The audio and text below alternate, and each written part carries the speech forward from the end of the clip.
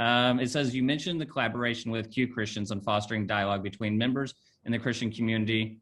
Could anyone speak to doing this within your own community? So how do you reach out to Christians in trying to create a more inclusive environment for LGBTQIA? Reverend, do you want to start? Yeah, this is a complex question, I think, because there's a number of different ways to think about this. I think one, there's an assumption, it sounds like in the question, that Christians are all anti-LGBT. I think one thing that a lot of people aren't aware of is that the movement of affirming LGBT, affirming Christians is growing and growing. And in fact, most mainline denominations in the United States, meaning Lutherans and Episcopals and Presbyterians and Methodists, most of them are pro-LGBT today. And now that doesn't mean that a majority of Christianity around the world doesn't have a long way to go. It does.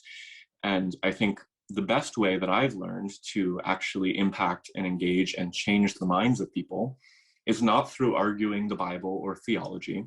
In fact, I've never met anybody whose perspective on LGBT inclusion changed because of that, but rather through LGBT Christians and LGBT people who have not been hurt by religion and who are able to engage with people of faith in a healthy way. If we live out our life and show what it looks like to be whole and I don't want to say normal because it's not about normalizing, but people need to see LGBT people as we are. And through the power of relationship, through the power of proximity, hearts and minds change. And I see that. I do work every year meeting with evangelical megachurch pastors. We convene them once a year with a bunch of LGBT folks. And the goal is just to spend time together. And the hope is that, and what we've seen is through the building of these relationships, their perspective on sexuality and gender identity begins to change.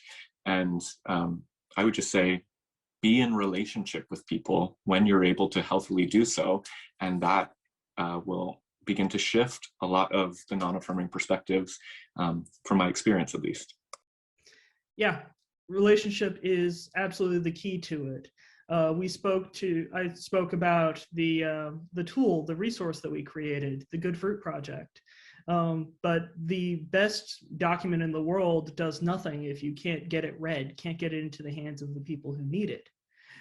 So we, in addition to creating this document, we are trying to get it into the hands of, if not directly into, say, the equivalent of Garrard's mom, but maybe to somebody who knows Garrard's mom and could say, all right, you just found out that your child is gay, your child is trans, and you're trying to figure out what does that mean. We want that resource to exist. We want it to be in the hands of people who, are allies, who have a direct connection to those folks who are looking for an answer. So we try and make things as accessible as possible directly to those folks who are seeking answers so that they can hear a different voice than the voice they hear of, say, the minister suggesting love in action, so that there are different options, but also getting it into the hands of people who have relationships with people who may not know quite where they fall yet on LGBTQ issues or theology, but are willing to listen. And the thing that I try and remind folks as much as possible is not to make any assumptions about who is or is not willing to listen. Because so often, people who come from very conservative faith backgrounds, people who may not have previously known an LGBTQ person, they can surprise you. And especially if it is framed in, I respect your faith, I respect the values, and that these values, this value of radical love and acceptance, and, in the case of a Christian, what Jesus preaches, encourages listening and having this conversation and being humble.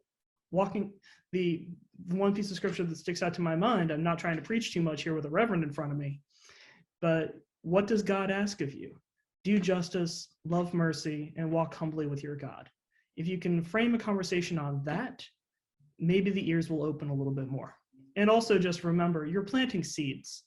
Minds never change in the conversation you're actually having in that moment. But you're planting a seed that you don't know if it's going to sprout later. And so often I later talk to people who are affirming who will tell me, yeah, I had a friend. We talked about this stuff years ago and it got me thinking. So you may not see progress or change. Doesn't mean it's not happening.